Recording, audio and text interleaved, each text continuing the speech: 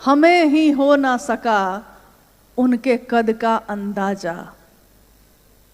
हम समझ ही नहीं सके कि हमें कौन मिला, हम जान ही नहीं सके कि हम किसके पास बैठे थे। हमने उनका सचमुच में वो दर्शन किया ही नहीं जिसका दर्शन वो कराना चाहते थे। आज भी वो यही कह रहे हैं। तो हम कैसे हैं कि वो तो आसमां हैं, सर झुकाए बैठे हैं, लेकिन हम शिव के शिष्य कैसे हैं जो साहब हरिंदानंद जी का नाम लेने में हमारी जबान लड़खड़ाने लगी है। दीदी नीलमानंद का नाम लेना हम लोग भूल गए हैं। हम अपनी अनुभूति बोलते हैं, हम अपने साहब और दीदी की अनुभूति क्यों नहीं बोलते? उन्होंने जिस शिव को दिखाया उस शिव की बात क्यों नहीं करते? उन्होंने जिस शिव को इतना अपना बनाया, इतना निकट किया, हम उसकी बात क्यों नहीं करते? कहते हैं जगत गुरु शिव का शिष्य जगत स्तर पे सोचेगा।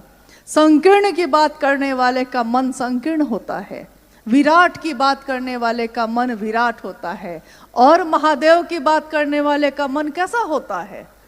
महादेव की बात करने वाले का मन महादेव जैसा ही होता है, जो सबके लिए सोचता है, सबका भला सोचता है। जैसा शिव शिष्य हमारे वरेण्य गुरु भ्राता ने सोचा, उनसे ज़्यादा हमारा शुभ, उनसे ज़्यादा हमारा कल्याण किसने सोचा?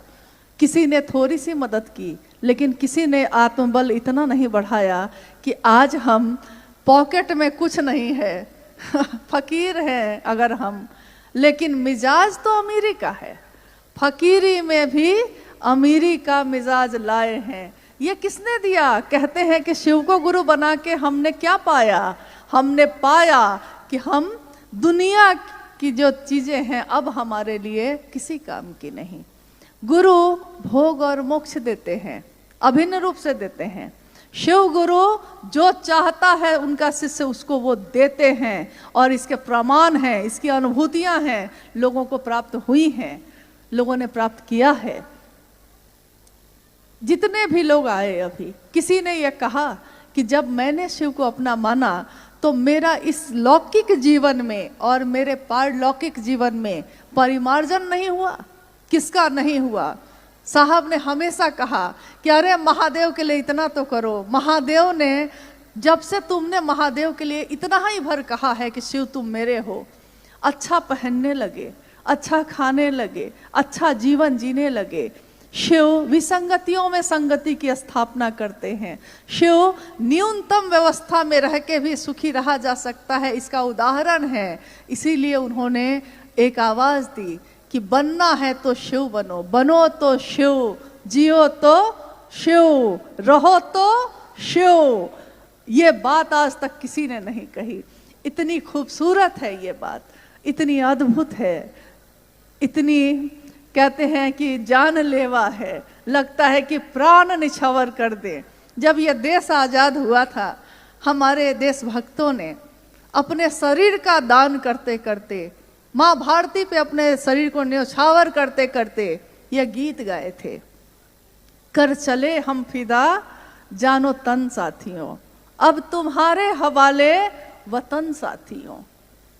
साहब हरिंदानंद जी ने आध्यात्म की धरती पे जाति, धर्म, लिंग, वर्ण, समाज, दुनिया, देश, सारी सीमाएं तोड़ दी। सर्वमय मन का भैरव, उन्होंने कहा आपका मन जब भैरव बनता है तो दैविक, दैहिक, भौतिक तीनों तरह की सीमाओं का तट तोड़ देता है, सर्वमय होता है, सबके लिए होता है, सबके साथ जीता है, सबका अच्छा सोचता है। तो उन्होंने देश की सीमाएं भी तोड़ दी और सबके बीच एक ही बात का आह्वान किया। उस शिव ने दिया है, शिव की दुनिया में हम रहते हैं, हमारी दुनिया में वो शिव क्यों नहीं रहता? ये पीड़ा है उनकी कि हमारी दुनिया में वो शिव क्यों नहीं रहता।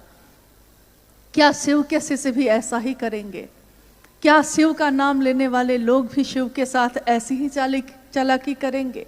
शिव शिष्यता प्रेम है, शिव शिष्यता भाव है, दर्द है, एहसास है। शिव शिष्यता तालीबाजी नहीं, शिव शिष्यता व्यापार नहीं। हम अपने बेटे का व्यापार नहीं करते, हम अपने पति का व्यापार नहीं करते, हम अपने माँ बाप का व्यापार नहीं करते। जिसको भी हमने कहा है कि वो मेरा है, हम उसका व्यापार नहीं करते।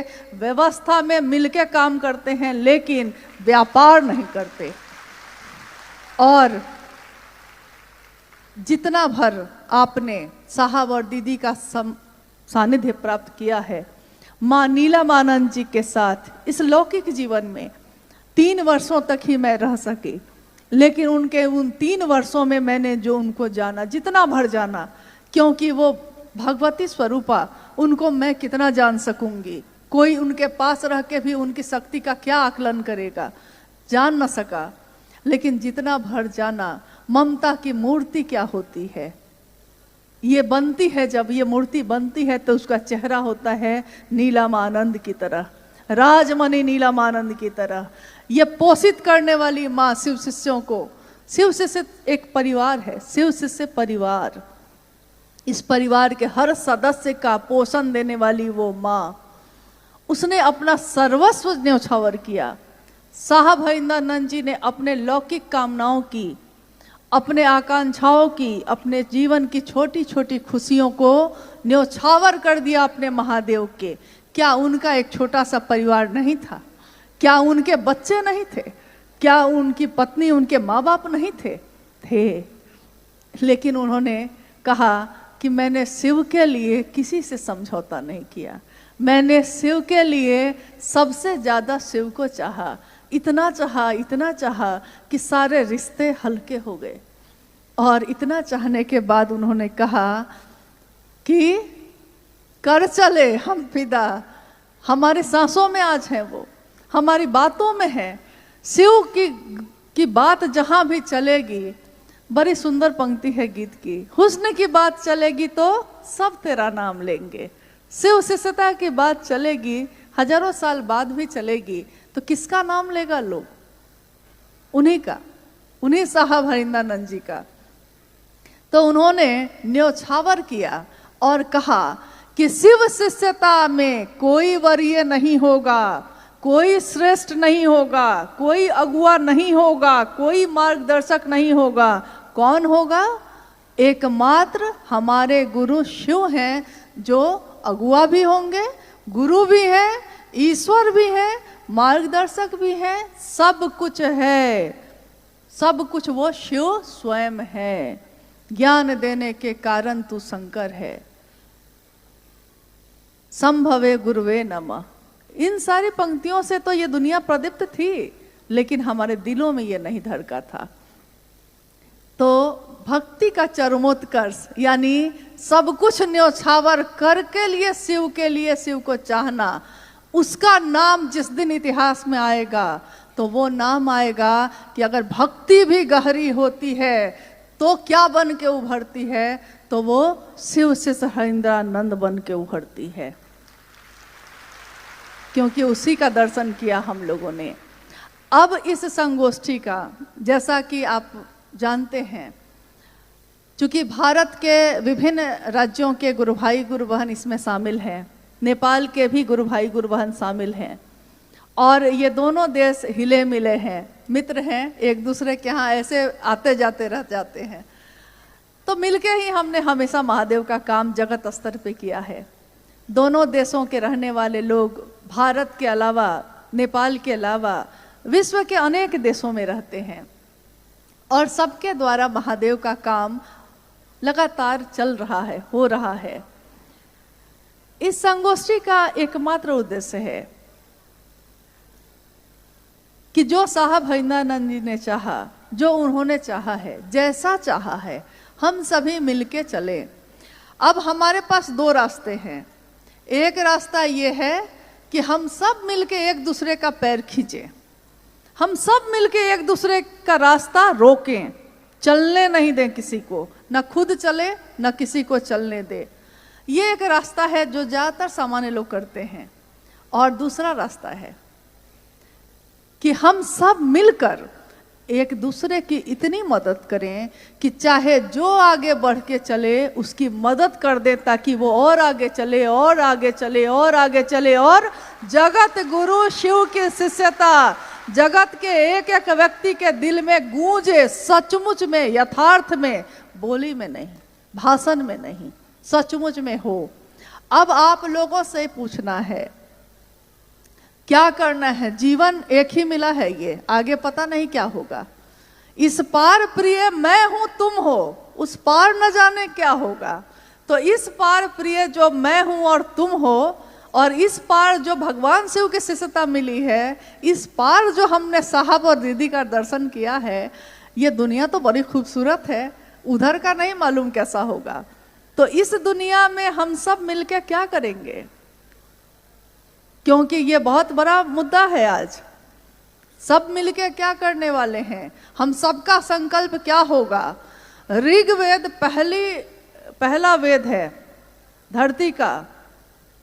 ऋग्वेद की अंतिम ऋचा यह कहती है, हमारी सभा एक हो, हमारे हृदय में जो भाव संचरित होते हैं वो एक हो, हमारी सोच एक हो, हमारी बोली एक हो। हम लोग जितने लोग यहाँ बैठे हैं, या वो सारे लोग जो आज सुन रहे होंगे, क्या किसी ने भी साहब हरिंद्रानंद जी की बातों को छोड़कर दूसरी बात को दोहराया है कभी? शिव जगत के गुरु हैं, मेरे हैं, आपके हो सकते हैं। ये किसने कहा? उन्होंने कहा। 3 सूत्रों का निरूपण, 3 सूत्रों के द्वारा हमारा मन शिव के लिए आवेशित हो सकता है और होता है। ये किसने कहा? उन्होंने कहा कि अगर ये 3 सूत्र करते करते हमारा मन शिष्य भाव से भर जाए तो उसके बाद ये 3 सूत्र करने की भी आवश्यकता नहीं होती, क्योंकि जब जो काम हो ही रहा है अब अनायास, तो उसके लिए अलग से प्रयास क्या करना। साइकिल चलाना सीखा था तो गिर गए थे बहुत बार, आज जो बार बार गिरते हैं उठते हैं, अब चलाना सीख लिया है तो साइकिल चल रही है। फोन पे बात करते करते साइकिल चल रही है, और एक दिन साइकिल चलाने के लिए बार बार गिरे थे। तो आज नमः शिवाय करते हैं तो मन भटक जाता है, दया मांगते हैं मन भटक जाता है, शिव चर्चा करना चाहते हैं समय नहीं मिल पाता, बातचीत नहीं हो पाती, माहौल नहीं बन पाता, ऐसी समस्याएं आती रहती हैं। लेकिन अगर ये तीनों सूत्र नहीं होते तो हम लोग शिव से क्या करते? साहब हरिंद्रानंद जी के जीवन में 3 सूत्र नहीं थे। उन्होंने क्या किया था? उन्होंने सिंहेश्वर मंदिर से में उस शिव से दया की याचना ही की थी।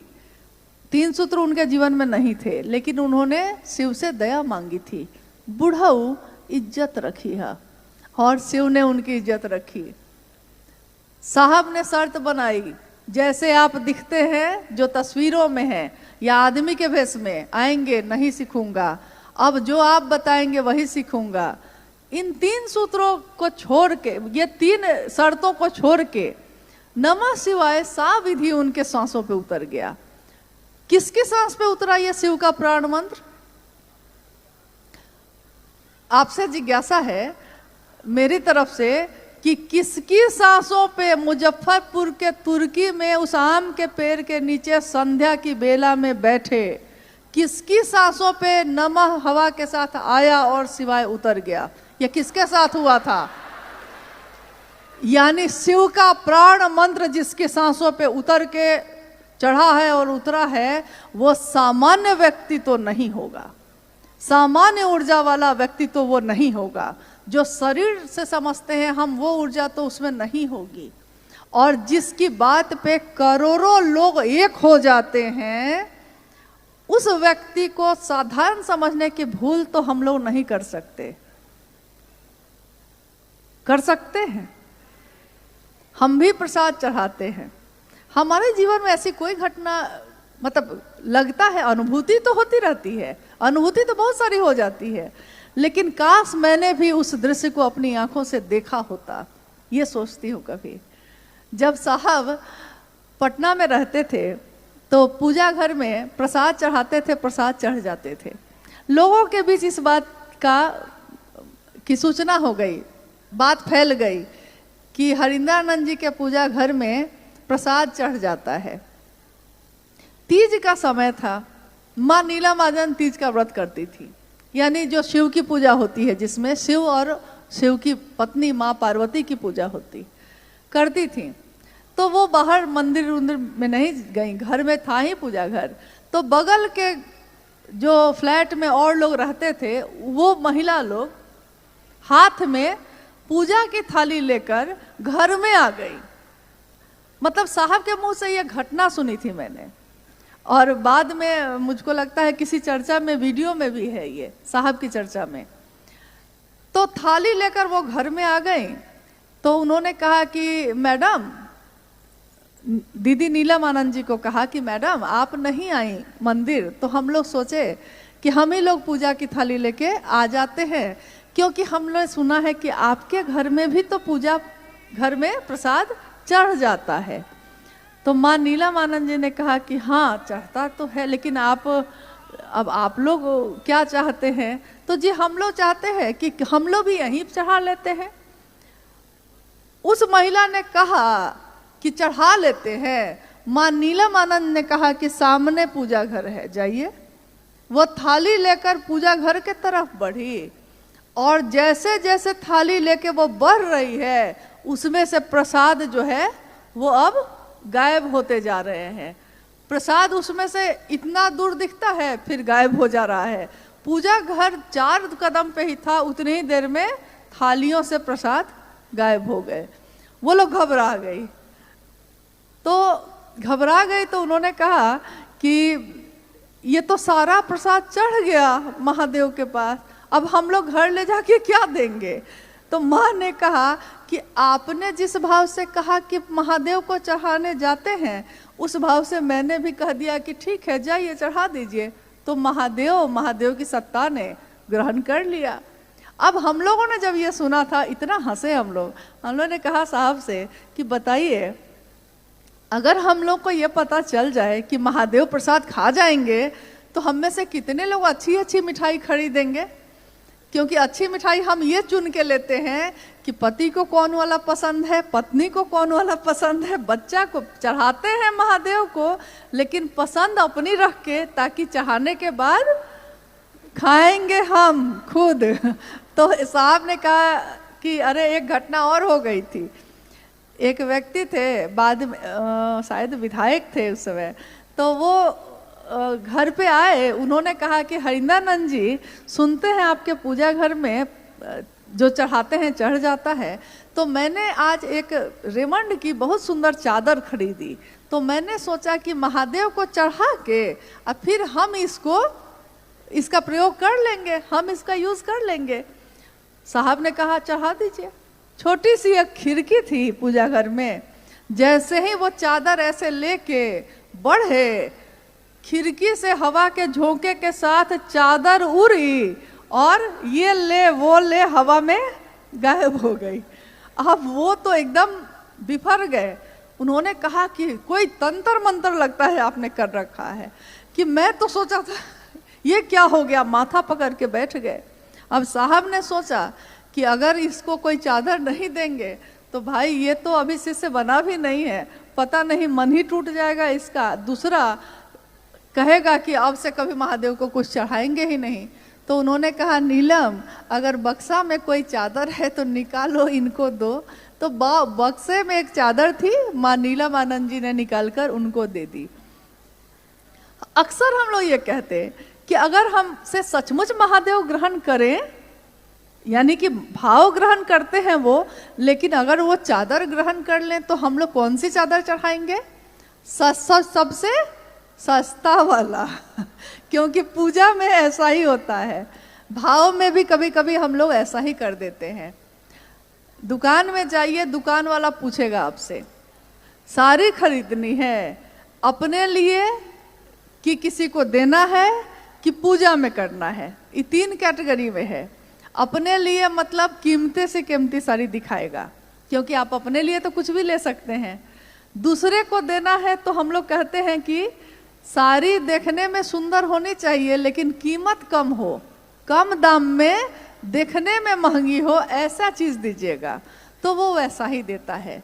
फिर कहता है कि और क्या चाहिए, तो पूजा के लिए चाहिए। तो उसको मालूम है कि पूजा के लिए वो व्यवस्था अलग ही रखता ही है, तो उसको मालूम है कि पूजा के लिए लोग यही लेंगे। जिस दिन हमको ये पता चल जाए कि महादेव क्या ग्रहण करते हैं, तो हम महादेव के लिए क्या लेंगे, क्या देना चाहेंगे, तो लौकिक चीजों को तो महादेव लेते ही नहीं है। वो तो भाव है, आपने वो चीज को थोड़े लिए थे, उनको चादर का क्या काम, उनको मिठाई का क्या काम, आपने भाव दिया, ग्रहण हो गया। अब हम जो भाव देंगे वो महादेव ग्रहण कर लें, बस इतनी ही चाहत हम लोग की है। कोई जिज्ञासा भी है सर? नहीं ना, जिज्ञासा नहीं है ना, क्या है? हाँ, समय का अभाव है और बहुत लोगों की ट्रेन भी है, जैसा पता चला है हम लोग को, समय का भी अभाव है और जिज्ञासाएं तो हमेशा हुई हैं। बिना जिज्ञासा के भी कुछ संगोष्ठी, कुछ कार्यक्रम होने चाहिए। जब प्रेम हो जाता है तो व्यक्ति मौन हो जाता है। यानी शास्त्रों ने कहा है कि एक वट वृक्ष के नीचे युवा गुरु बैठे हैं, उनके चारों तरफ वृद्ध शिष्य बैठे हैं। गुरु भी मौन है और शिष्य भी मौन है, लेकिन गुरु के मौन होने से शिष्यों के मन का संशय विनष्ट हो रहा है। तो आज जो है हम सभी शिष्यों के मन का संशय विनष्ट हो जाए, यही अपने गुरु शिव से कामना है। आशीर्वाद मांगती हूँ अपने साहब से और माँ नीलमानंद जी से कि शिव शिष्य एक ऐसा कीर्तिमान इस जगत में रहते हुए गढ़ें कि चले हिमालय के शिखरों पर। हिमालय के शिखर पे सुना है कि शिव रहते हैं। कैलाश कहाँ है? जहाँ महादेव रहते हैं। महादेव कहाँ है? जहाँ कैलाश है। तो चढ़े हिमालय के शिखरों पे, अब भी ऊपर चढ़ना है हमें। हिमालय के शिखरों पे नया हिमालय गढ़ना है। साहब हरिंदानंद जी और दीदी नीलमानंद जी के प्रति सच्ची कृतज्ञता हम शिव शिष्यों की यही होगी कि उनकी बात पे सभी शिव के शिष्य एक हों। ये आवाहन है शिव शिष्य हरिंदानंद साहब का कि मेरी बात पे भरोसा करना और महादेव के काम में एक दूसरे का साथ देना। आप सबका बहुत आभार है, बहुत कृतज्ञ है हम लोगों का हृदय, और खासकर दिल्ली के गुरु भाई गुरु बहनों का, जिन्होंने इस आयोजन के लिए दिन रात एक कर दिया है। महादेव और मेरे गुरु शिव, मेरे साहब और दीदी, उनके मन की हर वो मनोकामना पूरी करें जो उन्होंने सोचा हो, इसी की कामना है। आप सभी के चरणों में प्रणाम है। आप धीरे धीरे अपने घर के लिए बाहर के तरफ प्रस्थान करेंगे और इसको याद रखिएगा कि इस संगोष्ठी का जो भी उद्देश्य है उसकी पूर्ति हो सके। आप सभी को प्रणाम है, आप सभी को साधुवाद है।